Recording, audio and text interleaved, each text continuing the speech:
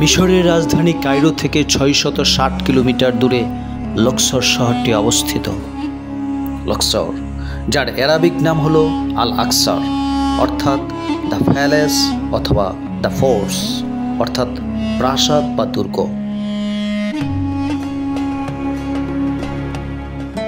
নীল নদীর অববাহিকায় এই শহরটি খ্রিস্টপূর্বের প্রায় ২১০০ বছর আগে গড়ে উঠেছিল।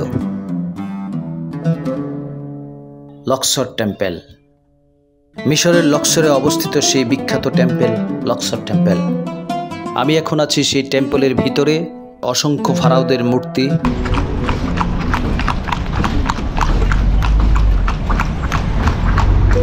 নিরিবিলি এই শহরটিকে দেখার জন্য একটি ঘোড়ার গাড়ি ভাড়া করে বেরিয়ে পড়লাম। শহরের মধ্যে দিয়ে চলছে আমাদের ঘোড়ার গাড়ি। আধুনিক গাড়ির সাথে পাল্লা দিয়ে চলছে আমাদের ঘোড়ার গাড়ি। মাত্র ৪১৭ বর্গ কিলোমিটারের এই শহরটিতে ২,৭০,০০০ লোকের বসবাস। আর এই শহরটিকে বিশ্বের সর্বশ্রেষ্ঠ উন্মুক্ত জাদুঘর বলা হয়। আর এই শহরটিতে রয়েছে ফারাওদের বা ফেরাউনদের সাম্রাজ্য ও সমাধিক্ষেত্র।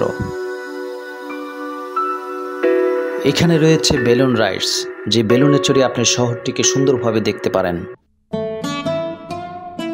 নীল নদীর পাশে গড়ে ওঠা এই শহরের বুকে ঘোড়ার গাড়ি দিয়ে ঘোরার মজাই আলাদা।